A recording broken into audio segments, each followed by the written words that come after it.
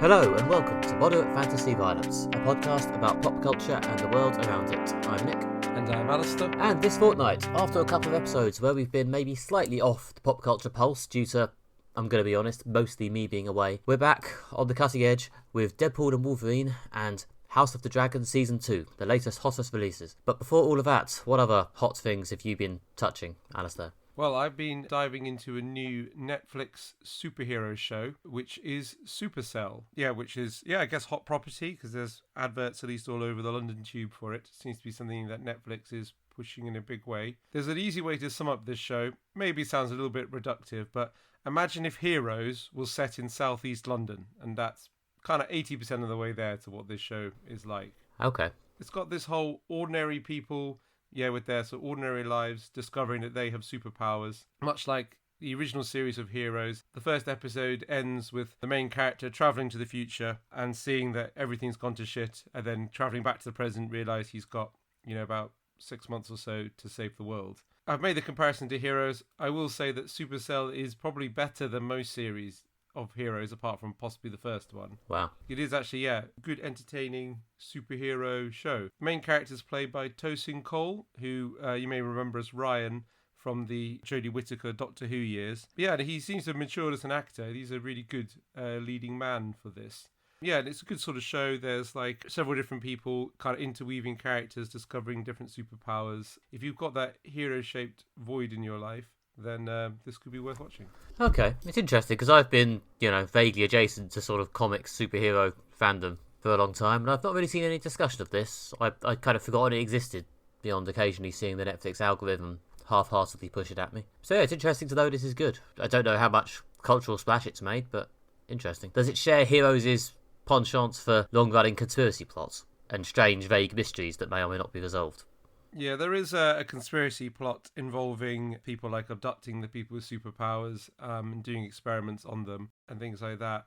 So there is definitely some kind of deep conspiracy running behind it. There's also a mystery about who these mysterious people coming through portals from somewhere to attack the heroes are.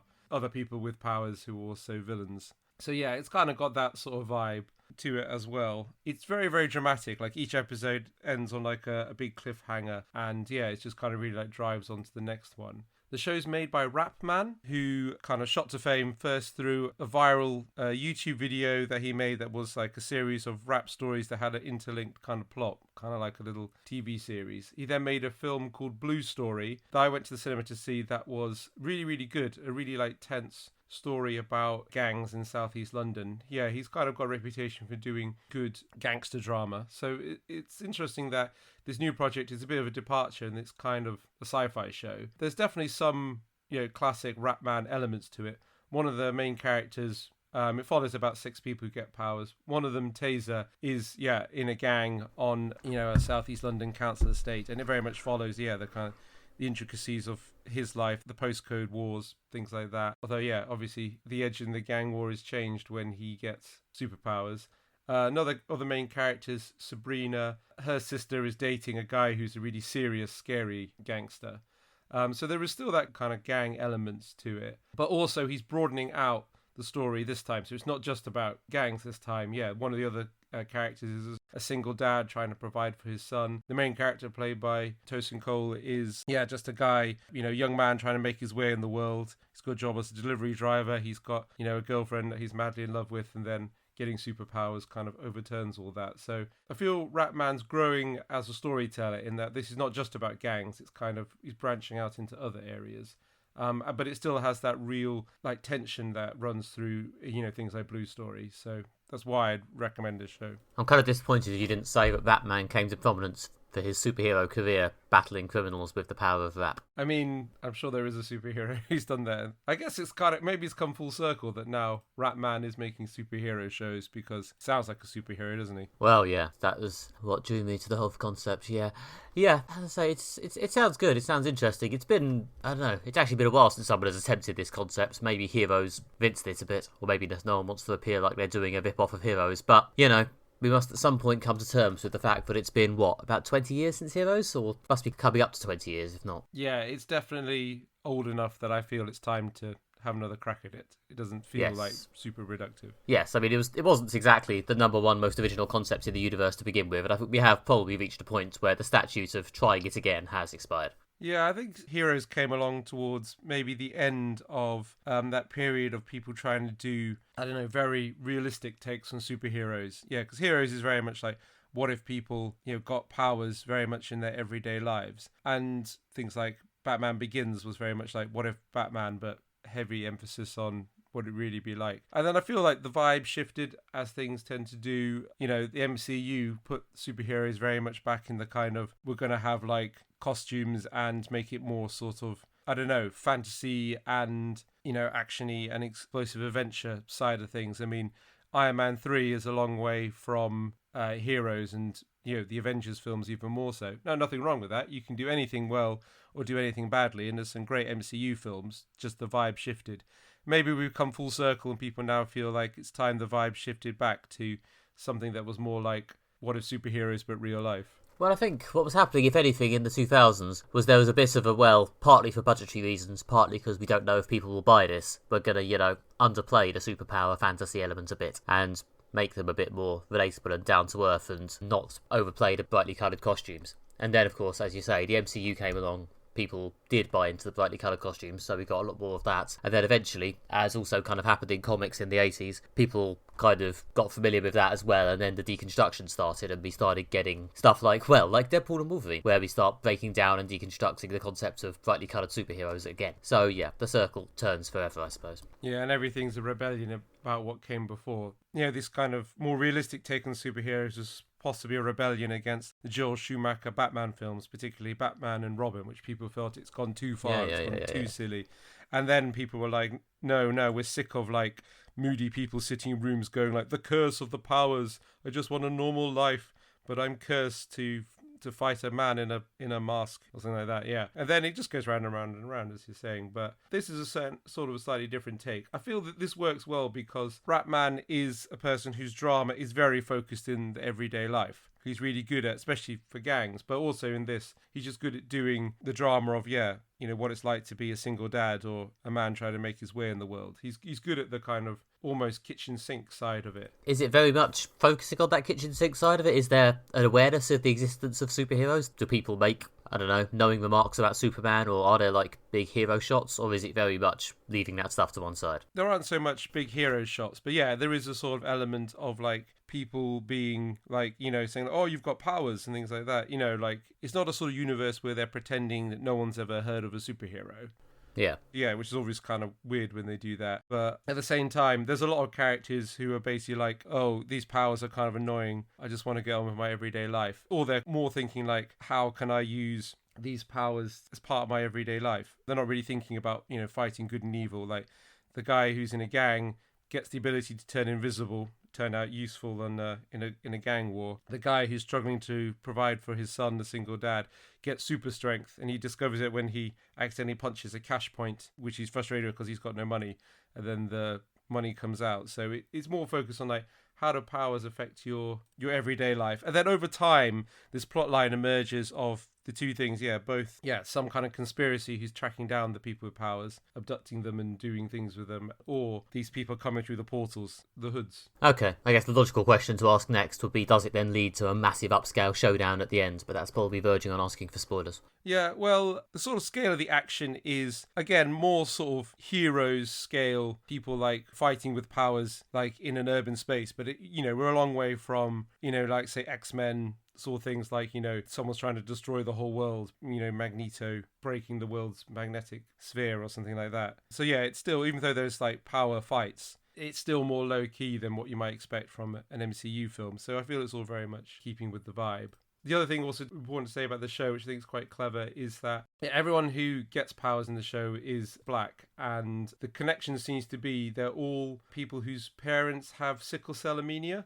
That's why it's called supercell, I guess. So they're linking the powers to sickle cell anemia, which is an inherited genetic condition that primarily affects black people. There are other people from other races who do get it, but they're kind of, again, it's kind of keeping it, I don't know, in some ways grounded in reality by connecting superpowers to this real-world genetic condition, which I thought was an interesting take. We've had so many mysterious takes on where the powers come from, or like it's all about DNA or something like that. Whereas this was, I thought, like at least an original take. Yeah, no, it sounds like they've done a good job of making, I don't know, making this specific and making this interesting and giving it something unique, which is kind of what you need. Have you watched that other Netflix superpower thing? I think it might have had Jamie Foxx in it. Oh yeah, the one with all like, animal powers. Yeah, that was awful.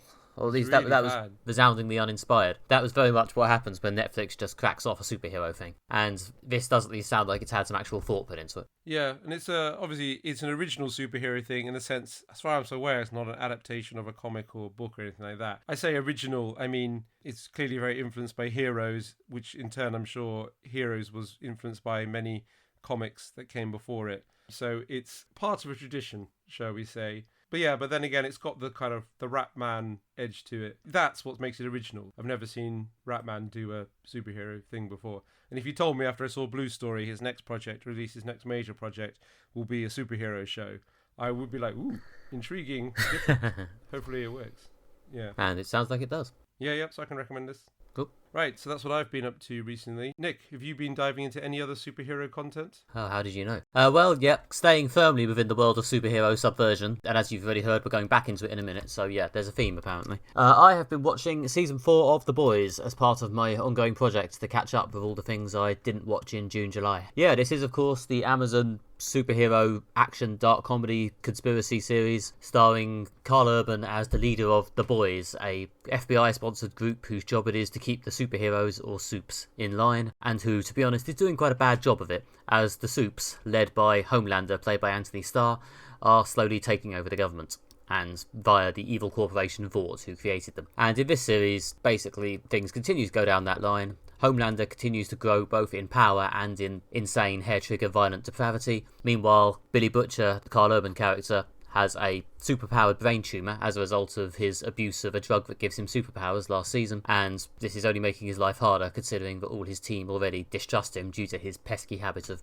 betraying them all the time. So yeah, I've seen this. I believe Alistair has also seen this. I mean, this is quite popular. A lot of people have seen this. I reached the end of Season 3 of The Boys, the previous season, thinking, this is still kind of entertaining, but I really hope this comes in for a landing soon. I really hope they've got an end point in mind, because honestly, it's starting to feel like I've seen all their moves. And happily, just before Season 4 came out, it was announced that it was the penultimate season. Season 5 will be the last. And having now watched Season 4, good, to be honest, because although there are some fun moments in this, there's also a stretch in the middle where it really felt like they were just treading water and sort of coming up with disgusting shit to put on screen. This show, obviously, one of its big trademarks is its willingness to show weird, violent or sexual content in a sort of teenage boy comedy way. And yeah, they've definitely gone for that this season. I mean, there's some stuff that really works. There's a sad story with the wee Huey character, played by Jack Quaid, and his dad, played by Simon Pegg, which is actually quite good and quite emotional, and the Billy Butcher storyline actually works quite well once it finally gets to the point.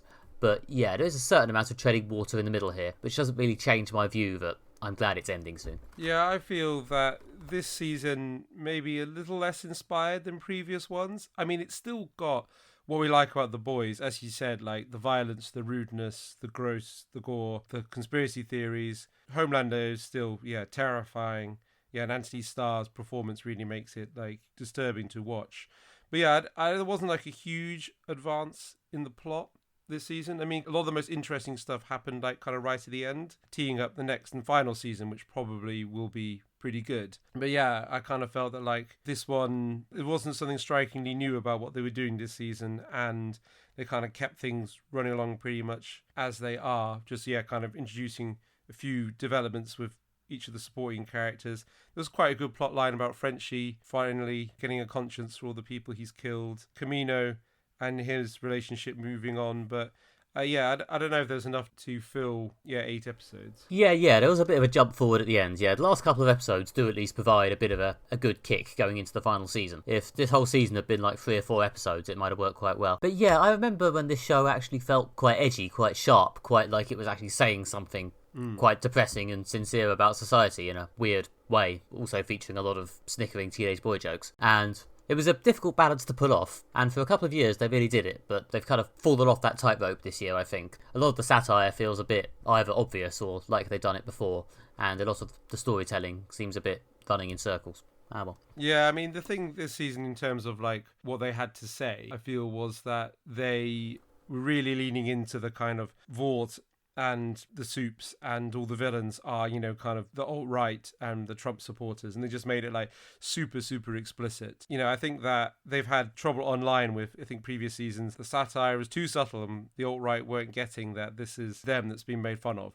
So they made it, incredibly explicit this season with everything, like including like having the superheroes being like skeptical of vaccines, the mainstream media, all the things like that. They just made it really, really blatant that like our villains are the alt-right, we're making fun of them directly. There's even a major event at the end happens on January 6th. Yeah, obviously nodding to the Capitol insurrection that Trump triggered and all the things like that. So yeah, I mean, that's the political message at this point is just pretty much like blazingly emboldened, as clear as you can see right across the screen, so it can't be misconstrued. Yes, part of what they're doing is a riff on the January 6th insurrection, which, I don't know, it just doesn't feel quite as subtle as they've managed before. It just sort of felt a bit, oh, they're mentioning it, okay. Maybe they just lost me at some point. Maybe it's one of these things where I just fell out of the show and at that point would have been a bit sceptical about anything they tried to do. But yeah, there was definitely a point to it about halfway through this was a bit sort of, okay, stuff is sort of happening. There's sort of occasional fun, violent action sequences. There's one on an ice rink, which was quite entertainingly gory, really reaffirmed some of my biggest fears about going anywhere near an ice rink. There's a weird puppet musical sequence, which was kind of funny in a sort of silly Avenue Q way. Yeah, there's some good high-budget, stupid bullshit, which I do appreciate them spending money putting on screen, but less well put together with an actual plot this time. Yeah, I thought the episode on the farm was brilliant, though. That was so funny, with the superpowered animals going feral and attacking them. That was, classic, boys content. That's one of those things where I enjoy a bit of good farm animal comedy, and I was sort of thinking, I do enjoy the fact that this is on screen. It does feel a bit treading water. I don't really entirely see why it's on screen, but yeah, sure, why not? Yeah, I mean, they go to a place and they have to advance the plot in that place. But yeah, I guess to make it interesting, they're like, well, we'll have something come up that delays the plot moving forward to have some violence and comedy. That is it, isn't it? Yeah. But it was at least entertaining. But yeah, I mean, this is why... Meta chat for podcast fans, this season of The Boys has been relegated to the recommendations section. There's perhaps not a huge amount to say about it compared to previous ones. I imagine for the final season, assuming I'm not busy, we'll give it a real review. Yeah. The only other thing that sort of sat a bit uncomfortably with this season is something that I suddenly noticed is that all the villains have some kind of sexual deviance and all the heroes have basically quite vanilla monogamous sexual relationships. I mean, yeah, I guess the heroes, there are both, straight and gay relationships. So it's not like they're, being homophobic anyway, but there is I think a degree of potentially kink shaming. I mean, it is very funny, some of the like ridiculous sexual practices that the villains get up to. And as we said, like The Boys does enjoy, as well as a good comedy, ultra violent scene, good comedy, weird sex scene and things like that. But it's almost always the villains who are doing something that involves bondage or kink, I guess. And after a while, I was a bit like, yeah, this is funny, but also like it's not exactly fair or good representation to basically have like, oh, the villains are weird, kinky people. It's kind of it's kink shaming. That's the way. That is what it is, and it became more apparent, I felt, in this season. Yeah, the lengthy sequence in one of the episodes where Huey gets trapped in someone's sex dungeon. In fact, in Tech Knight's sex dungeon, the man who was in Gen V, the man who likes to have sex with holes or whatever it was. Yeah. Yeah, that was another example of a sort of... I mean, this is kind of funny as a lengthy comedy sequence, but why? Yeah, I think, honestly, that's almost something it's kind of inherited from the comic. The comic, which was originally released, I think, in the mid to late 2000s, did have a bit of a habit of giving the villains weird sexual practices as a way of making fun of them. And that is a bit of an early Garth Ennis thing, I think. So yeah, I don't know, they've sort of inherited that a bit, and they've gone for it in a sort of teenage boy way. Yeah, I think you're spot on that it's a sort of teenage boy humour, which is what you get for The Boys. It's what the audience wants, and yeah. And I say, I'm not trying to say like I'm superior to it, to like see a scene of which one villain who can copy himself and make duplicates having a sort of mass human centipede style chain of ass eating, which Billy Butcher just walks in on at one point. That's funny, right? It's a good comedy scene, but yeah, to say it's always a villain who's up to something like that. But anyway, I feel I've made the point, but it is at least funny, as you say, in a kind of teenage boy way, which is what you want from The Boys. So yeah, it's another alright season of The Boys. Had this not been announced as the penultimate season, I might be starting to get a bit restless by now. I might be starting to, I don't know, would I consider not watching it? Who knows? But I might be starting to get a bit grumpy about watching it. Since the next one is the last, I am interested to see how they end it, and I will definitely watch that. but I am glad it's the last. Next up, this episode, we'll be discussing Deadpool and Wolverine, the only Marvel cinematic release this year. The self-aware, fourth-wall-breaking, postmodern Deadpool is now part of the MCU, expanding the range of jokes on offer. He is captured by the TVA from the Loki TV show because his timeline is dying as they lost their anchor being, which was Wolverine, who died in Logan. To save his timeline and his friends, Deadpool travels to another universe to find a Wolverine to save his timeline. However, he finds a Wolverine haunted by his violent past. The TVA tosses Deadpool and Wolverine onto a temporal garbage heap, so they must work together to save Deadpool's timeline from destruction and defeat a new powerful supervillain. The original Deadpool was the first ever film we reviewed on this podcast, and we saw this in the cinema recently. Nick, what did you think of it? Yeah, fundamentally up front, I had fun with this film. I am the target audience for the jokes. I like Marvel films, and as just discussed, I am certainly able to enjoy teenage boy humour, and it mostly landed with me. Yep, I had a good time. I came out more or less happy. I say that up front because it's going to be quite hard to review this in our usual dry, critical style without sounding quite critical. Because, yeah, I cannot also dispute that it is quite a ramshackle story that exists mostly as a vehicle for skits, quips and cameos, and is mostly carried by that and the chemistry of the two leads, Ryan Reynolds and Hugh Jackman as Deadpool and Wolverine. Yeah, and they do, for the most part, carry it. It is impressive how much the fact that these two guys are clearly having a good time, and most of the jokes are at least somewhat funny, more or less carries this entirely plotless film. There's a bit of a weird tonal shift at the end when they seem to suddenly remember that they're making a movie rather than a series of YouTube skits, and they should probably have something that resembles a movie ending, and they sort of jerk into one in a way that is borderline strange. But yeah, it more or less comes off. Again, the chemistry between them more or less carries that leap, at least enough for me, someone who was more or less enjoying it. If you are not particularly into Marvel in-jokes or teenage boy humour, or you find Reynolds or Jackman or both annoying and smug, then yeah, you'll probably hate this. I don't see why you'd watch it, to be honest. But yeah, it's probably not a great movie, but I had a decent time. Yeah, this is very much in the camp of more fourth wall breaking, more quips, more rude jokes and things like that. But yeah, it is funny. Yeah, as you're saying, like that is the kind of main thing. Like they've tried to make something that is here ultimately to make people laugh and enjoy themselves. And there are a lot of good jokes. There's like an extended fight sequence that takes place in front of a ruined and a partially buried 20th Century Fox logo, which is both funny and also like a reference to the demise of the Fox X-Men sagas. There's a very silly bit, including like an army of different Deadpools from different universes, including weird ones like a Scottish Deadpool and a Welsh Deadpool and things like that. And it's got, all the, the rude and crude fourth wall breaking comedy. Those are all good things. But yeah, I did feel very much that like they had ideas for interesting, funny scenes, and they're kind of just sort of linked together by kind of almost Monty Python-esque shunts just from one scene to another to kind of, pull it all together. So, I felt, the story was kind of pretty thin. And the ending also, I don't know, lacked some, it didn't feel particularly tense or, like a kind of climactic event. There was a emotional moment and then kind of wrapped itself up.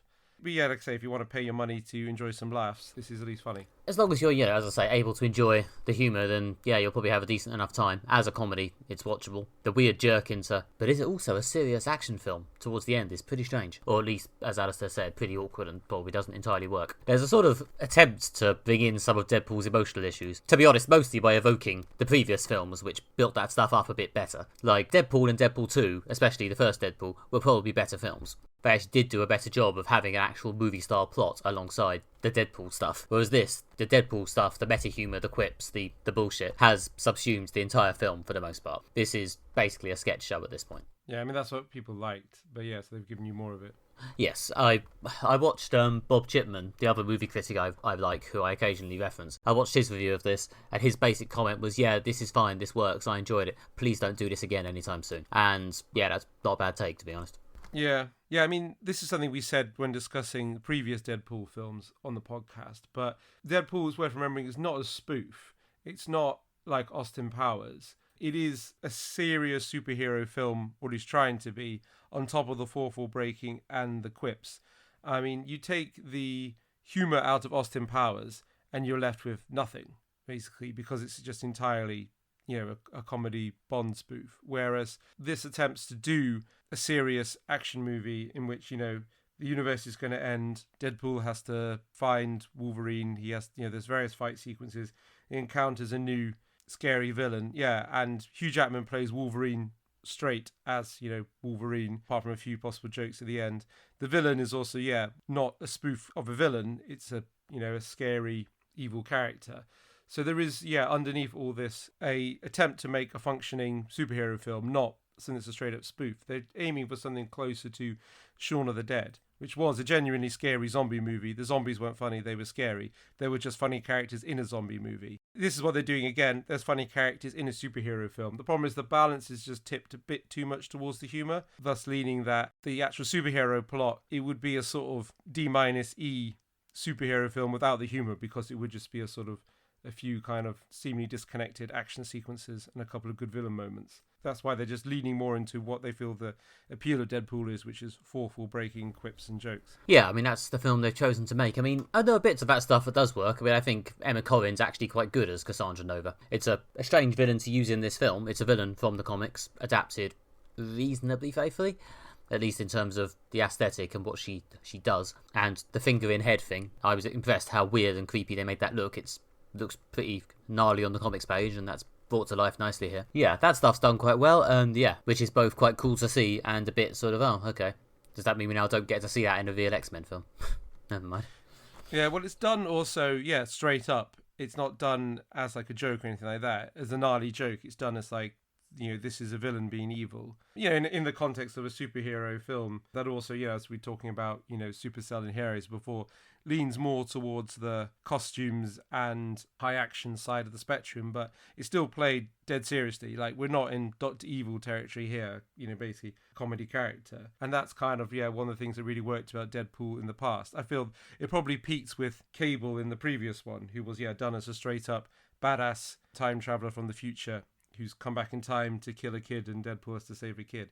In that sense, they probably worked a bit better than this, because there was more of a sense to tell a relatively simple, but it's still like, superhero story that worked. Whereas the kind of need for chemistry moments between Deadpool and Wolverine kind of overshadows a lot of the plot here. But I did like that, that Cassandra Nova was done straight up as a villain, and generally kind of like, creepy moments.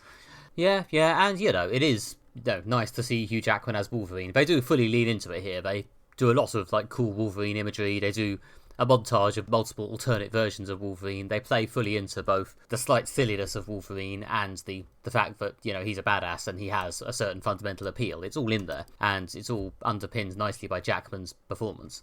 And yes, he does have great chemistry with Ryan Reynolds, and they are clearly having a good time. And as I said earlier, that it does pin together a lot of this disconnected random stuff. Yeah, and he crucially plays Wolverine like straight up. He's the straight man to Deadpool's foil. Obviously Deadpool being the ultimate comedy foil, but finally they found Wolverine being the ultimate straight man, especially like a particular Wolverine who's haunted by his violent past. They're all haunted by their violent past, Alistair. That's this one maybe slightly more so. In essence of Wolverine. But then when Cassandra Noble goes into his memories and uncovers the violent past, again, that's not done for comedy, which I guess just builds up this fact of Wolverine as the straight man. Hugh Jackman plays it straight, and that which makes the comedy work. Yeah, I enjoy a certain amount of massive honking tonal shifts. I could appreciate up to a point going from comedy to drama, back and forth in a sort of screeching handbrake turn style. I have enjoyed it in many films. There are a lot of things I like which do that. I mean, Shaun of the Dead is a big example of something that does that. If the plot was a bit more better stitched together, I probably think this was as good. Yeah. But I know there's some interesting stuff here. It's still got that kind of postmodern element to it. He's aware he's inside the story, which I like. Again, feels a bit different. But the action scenes are also genuinely entertaining and stuff. Like the fight in the car is quite good, and there's the aforementioned fight by the Fox logo. It's like buried. So they are genuinely cool action scenes. They do look cool, though it is slightly undercut by the fact that both of them have regenerating powers, and so literally nothing matters. Yeah. Partly that's though in like the tone of a lot of superhero films. People get thrown through windows, they fall from buildings, they get smacked in the head. It's true. Yeah, and people get up and things like that. I mean, The Boys does that a lot. there seems to be, especially in this season, like every superhero also seems to have hardened skin and the ability to take a beating on top of whatever their power is. You know, you've said in the past that Deadpool is a kind of like a real life Bugs Bunny. He can just get up from anything, yeah. And obviously, in this time, the beating he's taking is also getting run through with Wolverine's giant adamantium claws. And I did like the fact, actually, they went for at least the 15, which meant he could have full penetration, shall we say. Unlike, say, some of the earlier X-Men films that were really going for that 12A, so they just kind of cut away from some of the more gory Wolverine, or there's a lot of slashing, not much stabbing, apparently, the BBFC feels. Has strong feelings about people being impaled on sharp things. Well, yeah, I mean, if you watch the 90s X-Men cartoon, you've got this guy whose main gimmick is he has these massive claws on his hand, but because it's a kid's cartoon, the only things he can stab are robots and doors. Yeah, which is, when you notice that, you do really notice it. But this one, yeah, obviously, it is a good comedy beat, and also quite gory when done, like when Wolverine stabs Deadpool. But obviously, yeah, and also, I guess, because they both got these regenerative abilities, it does lead to ultimate Bugs Bunny humour of people just kind of, smashing into each other, doing violent stuff. Well, yeah. Again, Jackman's still playing it straight, but it is a kind of, makes the scene funny. Well, yeah, if you accept that there aren't really dramatic stakes and it is mostly, as you say, a Looney Tunes violent action scene, cartoon style, then yeah, it's fun on that level. I guess we probably shouldn't spoil some of the more fun, ridiculous cameos, as the surprise moment when you see that is half the reason to see the film. Yeah, and I think it's impressive how many they kept secret that I didn't expect. I knew there was some coming, and I inevitably knew there was going to be cameos, but specific ones that they kept secret, yeah, at least till now, I thought it was perhaps pretty impressive. As soon as I left the cinema, I texted like a friend of mine I know who was wavering about whether to see it or not, and I did say, go see it before the cameos are ruined, because it is funnier if you don't know what's coming. Yeah, there's a couple in particular which are impressive deep cuts, or in one case an impressive double bluff. Anyway, I probably shouldn't go too far even on that, but yeah, there's some good bits. The one that was spoiled in the trailers beforehand was Daphne Keane coming back as X-23, and it's nice to see her again. She actually is still there at the end, so maybe she'll even come back more, who knows. But yeah, she was a good character. It's fun seeing her again. Yeah, no, I thought she's a great performer, and bringing that character back was cool. I did like how they linked this into the end of Logan, also addressed the thing a lot of people saying, which on Twitter of saying they're just going to defile the ending of a very poignant and emotional film, which they then just do in like extreme way, rather they just lead into basically like, we are literally defiling the corpse of Logan, which is at least funny. Yeah, they didn't have to do that. They could have just been like, that was one universe, we're in a different universe, we're just going to steer clear of poking the film that people really love. But no, they don't just poke it, they ravage it. Yeah, and they both defile it, but they don't actually do the thing that everyone was worried they do, which is, full on undo it. They actually break their back to avoid undoing it, but also do dig it up and defile its corpse. It's a clever bit of business. To be honest, that bit at the very beginning is possibly one of the most fun action sequences. The one over the opening credits, it's ludicrous. Yeah, and it's probably one of the high points of both being like a good action scene, a funny scene, and a sort of postmodern self-aware metatextual comment, which is kind of when they all three come together, that's when Deadpool's kind of at its best. It was a strong opening. Yeah. As a bunch of fun scenes loosely tied together, it's a fun enough time. I mean, I don't know. I see some reviews getting a bit sidetracked. I don't know. Reviewing it based on their dislike of the fan base, or their perception of the fan base, or the trend it represents, or, the swamp of films attempting to copy us we might get over the next couple of years now that this has made like $1 billion. And I can't say I'm looking forward to any of that, but, I try and stay focused on the actual film. I do feel that maybe they should give Deadpool a rest for a bit after this. I don't really know where is to go with the character. He does lower the tone of almost anything he's in, which is kind of funny. And I suppose that's after the very highbrow tone of Logan. This kind of works on that level by lowering the tone of the Wolverine character.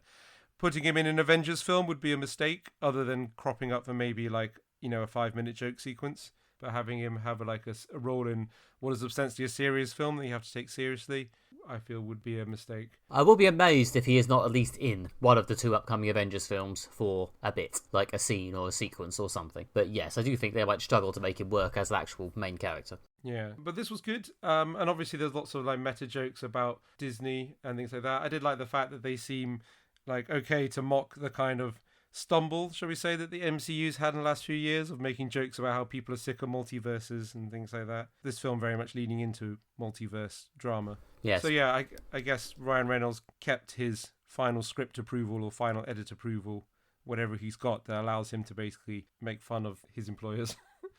Well, I mean, especially since we know that there's probably some adjusting happening. I mean, one of the reasons why this is the only film we're getting this year, it feels like, is that they're probably twiddling with the broader Marvel direction to, I don't know, maybe reduce the amount of multiverse or reduce the amount of, well, to completely cut down the amount of Jonathan Majors to zero and maybe reduce or tweak the direction of the whole multiverse thing. So yeah, maybe they can afford to make those jokes because they know there'll be a lot less multiverse going forward. I guess we'll have to see. Yeah.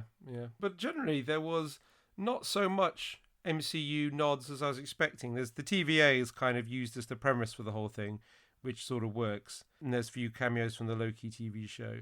But yeah, in terms of actual MCU stuff, Happy turns up at one point and the Hulk's in one scene, but actually they're more making jokes about the Fox X-Men sort of worlds. I guess that's the world of Deadpool. Well, when we reviewed both Dark Phoenix and New Mutants, both of which we thought might be the last films in the sort of Fox X-Men era, and in Dark Phoenix's case actually was, I think we did comment on the fact that neither of them really made much effort to be a sort of last hurrah or send-off or homage to the X-Men Fox thing. And this film, I think, does at least attempt to do that on some level. There's quite a lot of, as you say, nods and cameos, and there's a bit of a sentimental nod-off in the final credit sequence. You know, there's some effort to make this a little wave off for that. Yeah, and which I really liked, actually. That was quite moving that they had that kind of bit in the end credits to, you know, kind of say, you know, this franchise has been with us for a while, you know, started in 25 years, since 1999. Yeah, and it kind of brought in the modern age of superheroes, especially that first X-Men movie. You know, without that, there wouldn't have been no MCU and no Avengers and all of that sort of thing. So it's nice to see it get a proper send-off. Yeah, because it's something that, was part of my teenage years and young adulthood, and now it's drawn to an end. So yeah, who knows what the next chapter will be, but it was nice to see it sent off.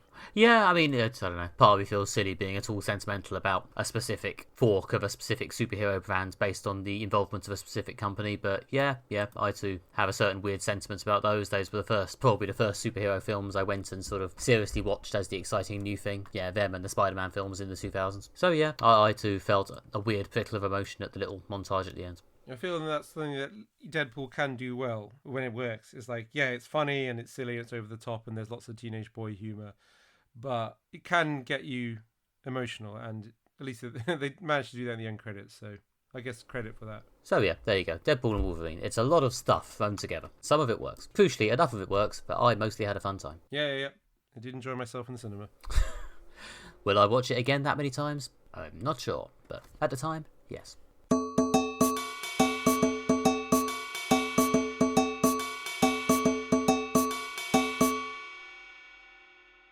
Finally, this episode, we will be discussing the second season of House of the Dragon. Following the death of her son, Queen Rhaenyra has sworn revenge, and a civil war has broken out in Westeros between two cadet branches of the House of Targaryen. Queen Rhaenyra controls Dragonstone and the home of the dragons, but her rival, King Aegon, controls King's Landing and the Iron Throne. Both sides attempt tricks and scramble for allies whilst fighting this civil war. However, how long can they keep the dragons and their awesome destructive power out of the conflict? We've seen the complete second season of this show. Nick, what did you think of it? A lot of my opinions of this are not dissimilar to my opinions of season 1. I quite enjoy the political drama of it. It does remind me of a lot of the things I liked about Game of Thrones, and in some ways it's them sort of zeroing in on a specific aspect of Game of Thrones, again, the sort of court drama aspect, and really homing in on that and really going into it. And that is kind of enjoyable. It does have a lot of well-drawn intrigue and nice little sort of betrayals and character moments and sudden events that change the whole political landscape. And that stuff is done quite well. It does, as I think I said about season 1, kind of lack the charismatic, funny, subversive characters who I think pushed Game of Thrones to be a breakout success among people who aren't just like fantasy fans. But yeah, if you are a fantasy fan, then this is still a good show for you. I do feel the end of the season was a tiny bit of an anticlimax. I was sort of really ready for a big fight, and then there wasn't one. It really felt like they thought they were going to get a 10-episode season and then found out at the last minute that they had to cut it off at 8 and just sort of made the best of it. Which I imagine probably isn't what really happened. I don't think that's how TV production works, but that's how it ended up seeming in the final edit. But yeah, I didn't hate it. I was quite enjoying it. I was fairly absorbed by the characters for most of the run, but I did feel it just sort of stopped. Yeah, I agree with pretty much all of that. That's mainly my notes here. I was very surprised that the season ended right before the initial big battle, to the point that I was like, have I horribly miscalculated and there are actually 1 or 2 more episodes to come? But no, it just kind of builds to a cliffhanger and stop. considering one of Game of Thrones' signatures was that the epic battle of each season was in episode 9. They always had episode 1 had a little bit from each character, episode 10 had a little bit of each character wrapping up the season, and then you'd get focus episodes primarily zooming in on one or two characters, and then usually a huge battle in episode 9. So in this we've got the build-up and then no episode 9, literally. But which was a bit of an anticlimax, considering episode 7 and 8, in which they expanded the dragon plotline, brought in new dragon riders, was really good. And I felt like, they're shifting up the gear a bit. Especially they had several characters in the background, and I kind of wondered, what is the point of these characters? Are they just here to show us kind of the plebeian, the everyday view of the conflict from like someone who's just like, regular people? But no, turns out those people are also dragon riders, which was a good twist. But yeah, I just would have preferred to see some more dragon on dragon action at the end. Yeah, it's as you say, it is annoying because they were doing a good job of sort of shifting and building these big storylines, and the tension was building nicely. It just stopped just before it came to a head. I mean, there was actually a good sort of climactic major action sequence, but it was at the end of episode 4, which, I did enjoy a lot. That was a nice sort of peak of the season for me. Yes, and it had the classic Game of Thrones elements, such as, long-running major characters were dispatched. Felt like high-stakes drama. Yeah, I mean, honestly, if that big battle had happened at the end of episode 7 or in episode 8 or something, I would have felt that with a fitting end to the season. But because it happens at the midpoint, the season ended up feeling weirdly unbalanced. I guess because that battle is when they deploy the dragons to battle, and which is kind of the plot arc of this season. There's even one character says, "We've given this war to the dragons," at one point. So yeah, I kind of felt, right, the gloves have come off. It's now unrestrained warfare with dragons. And that was good. So we're building up to a big epic dragon battle at some point, which is one of the things that there wasn't so much of in Game of Thrones. But obviously, as discussed, it didn't happen. Well, yeah, I mean, the obvious comparison, I guess, is sort of, nuclear weaponry, I guess. The dragons are this sort of massive, terrifying thing. Like, as soon as a dragon turns up, it's like, right, okay, we're all fucked. Yeah, exactly. And that, I think, it was well played throughout the season. Especially the way that both the characters were sort of had their stock of dragons as a deterrent. Yeah, no, exactly. It is, a fairly obvious metaphor. But done well for nuclear weapons, yeah. Both sides has their stockpile. They're trying to limit this to a conventional war so that, whole cities don't get annihilated and things like that. I mean, it sounds a lot like what's going on in Ukraine and Russia right now, for example. And there's also the fact that like one side has the advantage in that they have more dragons than the other, but less conventional forces. And obviously they're the ones who've been pushed to use dragons because that's where they have the tactical advantage. Again, Russia versus America. One's got more nukes than the other. One's got more soldiers than the other. So that element works quite well. And they try to find a way to fight without using them or to reduce the proliferation. And again, the plot line of basically like, can we find more dragon riders is a good plot line, for like nuclear proliferation. Handing out nuclear weapons to client states, not a great idea. Getting non-Targaryens to ride dragons, possibly not a good idea. That all works really well, and that's probably the most interesting aspect of the show. Well, yeah, that's that sort of aspect of, exploring the mythology of the dragons and the sort of royal bloodline. Only the true Targaryens can ride the dragons. Like, is that actually true? Is this going to turn out to be a good example of giving power back to the people, or will it be a disaster? There's some good tension there, which I thought was nicely sort of hinted at towards the end, and again, I would have quite liked to see it sort of explode into action, but never mind. Yes, and you have like characters being like, are they going to be consumed by power? Things like that. When you have the power of the gods, does it warp your mind? Especially if you've not been prepared for it throughout your whole life, such as the Targaryens have. They've been trusted with this special responsibility. So yeah, there's a lot of good build and drama. The sort of courtroom stuff back at King's Landing, the sort of royal court, the inevitable ascent of the slightly unstable king, and then the really worrying unstable king. It's all good Game of Thrones material. Yeah. People's penchants for violence emerging. Yeah, and there's there's intrigue. There's a horrible bit involving the king's son being murdered at one point, which is quite unpleasant and nasty. And there's lots of that kind of really grim, dark Game of Thrones stuff that this show's here for. Children getting killed, main characters getting killed. The sort of horrible tit for tat, which you see a lot in sort of diplomacy, I guess. I mean, I remember seeing it in The West Wing, but because this is medieval fantasy, it's maybe a little bit more horrible. Yeah, exactly. And it goes to show that like this is not, a sanitized version of what medieval conflict would be like. Obviously, I know there's dragons and there's various other fantasy elements to this, but ultimately, there's children being killed. There's lots of bloody murder. It is fairly unrestrained. Yeah. Another classic element of Game of Thrones, of course, is one or two major characters who they perhaps don't have an amazing idea for a storyline for being sent into a sort of holding pattern for the year. And so we turn to Matt Smith, Yeah, I was just thinking exactly who that, has been sent to wander around the castle for most of the season. Yeah, in the Riverlands to try and raise an army, which they don't have, so they don't have to rely on dragons. But yeah, that's a classic. Maybe it could have been over in a couple of episodes. I don't know why it ran to 6 episodes or something like that. Yeah, it's especially weird when it's Matt Smith, because with Game of Thrones, it sometimes felt like they did it with sort of mid-level characters who they felt they needed to give something to do, but didn't have an amazing idea. Whereas Matt Smith last year was one of the 2 or 3 biggest characters. And this year he's, I don't know, maybe this is based on a problem with the novelistic source material. Maybe he just isn't in this bit, so they had to sort of shunt him. But because he's one of their biggest actors and a major character last year, they didn't want to, knock him off screen entirely. So instead, they gave him this weird wandering around the castle hallucinating storyline. Yeah, considering he's probably the most famous person in it, which is unusual.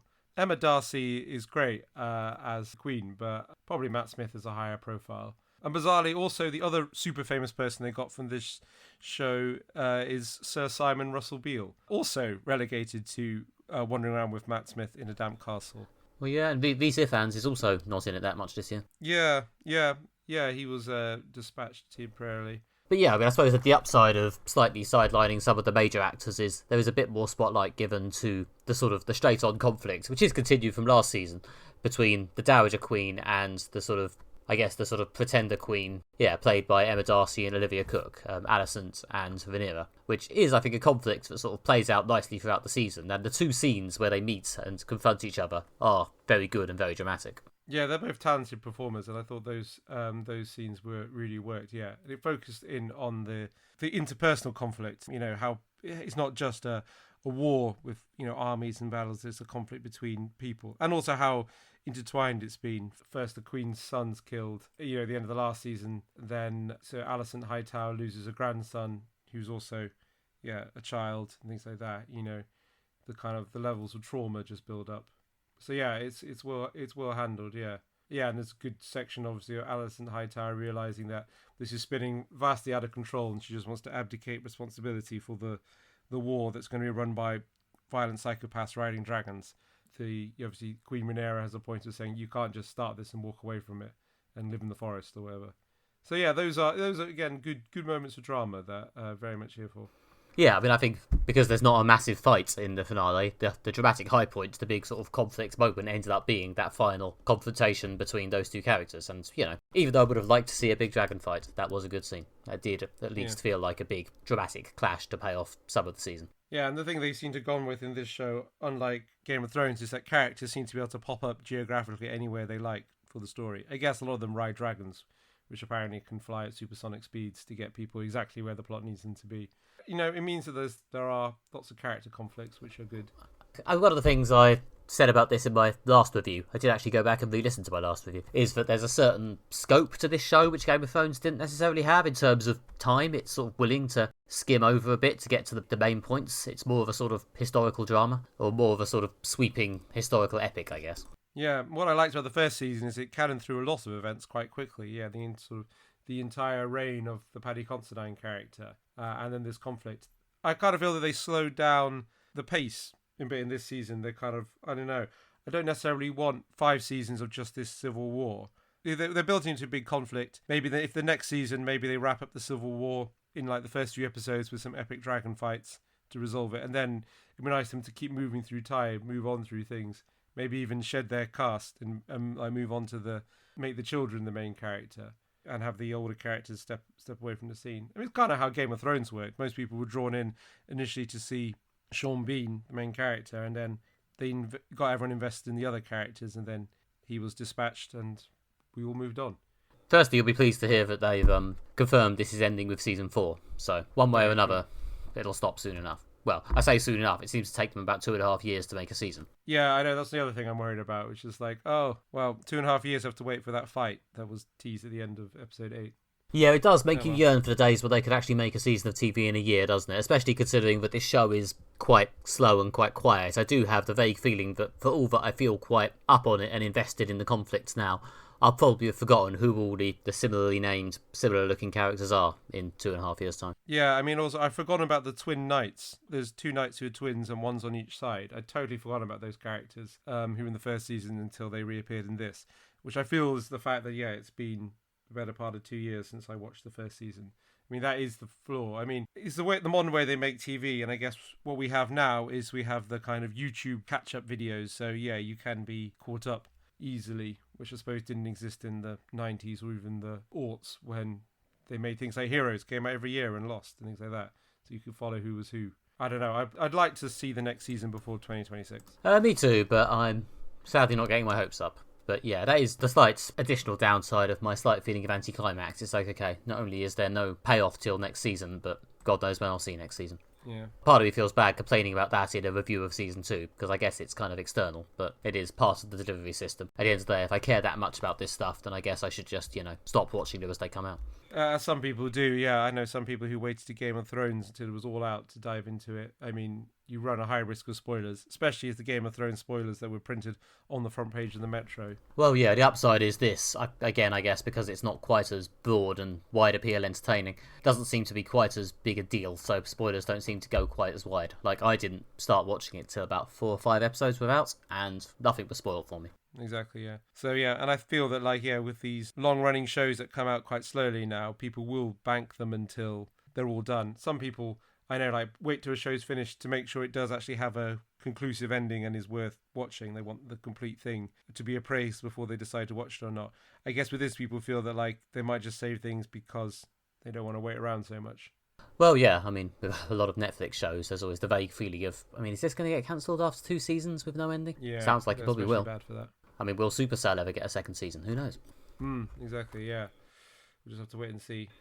But yeah, on the plus side, there will be a 3rd season of House of the Dragon, so at least I will eventually see that dragon fight, even if I can't remember who anyone is when I watch it. Yeah, I mean, I'm enjoying this, and it's good. And yeah, if you like Game of Thrones and wanted more Game of Thrones, and I'm not above saying I enjoy Game of Thrones, I would like a 2nd serving, or 8th serving, whatever we're on at this point. But that is good. I do feel there was a kind of missed opportunity here to do something a bit different. I understand why they were like, Game of Thrones is popular, is any way we can make more of it. But the fact that this is set like 300 or 400 years or something before the original, and it is still basically the same medieval world, there's just more dragons and there's more naval action in this one.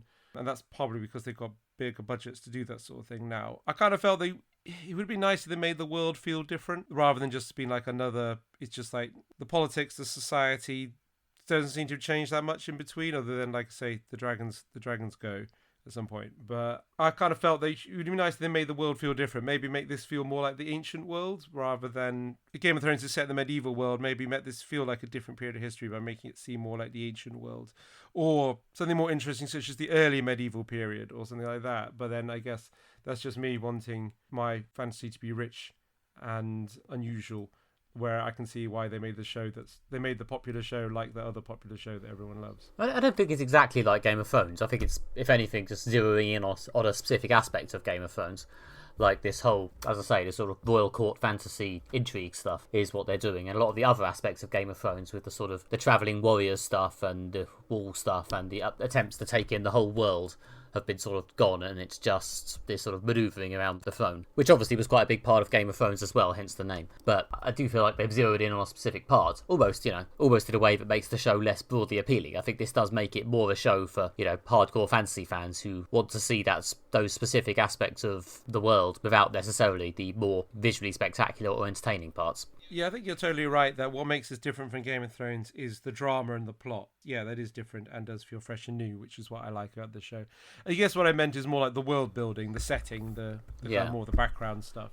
It's not really a big issue because you're here for the characters and the plot primarily. I did feel like a missed opportunity to be creative. But I do really like the plot and the kind of, the jostling for power over the throne aspect of this. I mean, I'm not enough of a historian to tell you exactly what part of history George R.R. Martin was riffing on when he wrote this bit of the Thrones backstory, but I assume it's based on something semi-real. A lot of it seems to be. I think he said that the original Game of Thrones was inspired by the Wars of the Roses. Yeah. With the houses and switching sides and the different factions and things like that, and this does feel sort of similar. It's another sort of Wars of the Roses. Yeah, in fact, the factions are like they're green and red. They call themselves green and black, I think. Was it green and black or something like that? One's green, definitely. Yeah, which is considering in the Wars of the Roses we had white and red. But yeah, it does feel like a genuine internecine conflict. So yeah, there is that view that despite the dragons and the other mystic stuff. Yeah, no, it does feel... Yeah, but I guess George R. R. Martin has obviously done a lot of work on the world building for this, and as a result, it does feel like a coherent world. Prequels can be a bit half-assed. This, say what you will about it, does not feel half-assed. Yeah, and it's got real tension, which also prequels don't always have, because you're manoeuvring pieces into place for a conflict we've already seen, whereas this one being a separate conflict does feel like it has dramatic tension and we don't know necessarily where it's going. Yeah, they've almost got around the prequel curse by going so far in the past, but it's basically removed from the first one. You could say, well, where's the drama? They're all going to die, but it's hundreds of years in the past, of course they're going to die.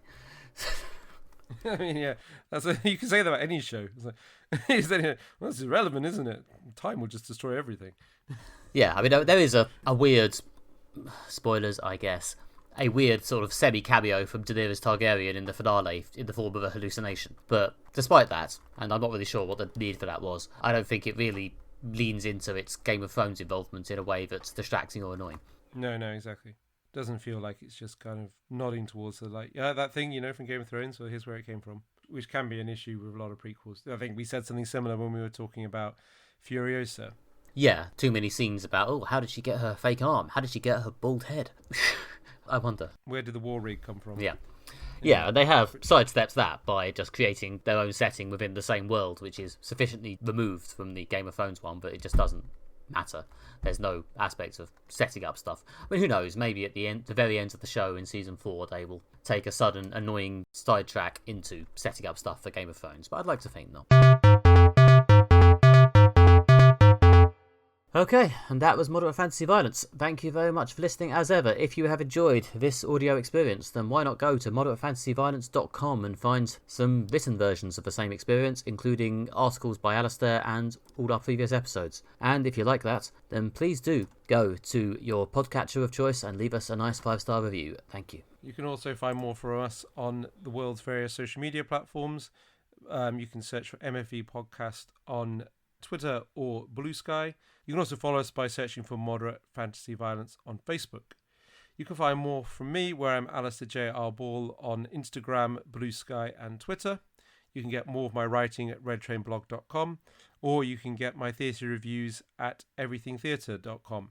Join me there where I will be doing my coverage of Camden Fringe, London's possibly biggest fringe theatre festival. So join me to see what I made of that on Everything Theatre.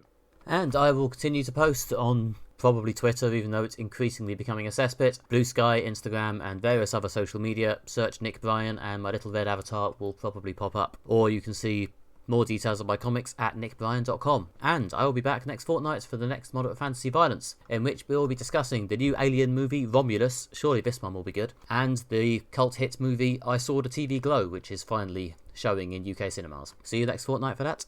Bye-bye. Bye.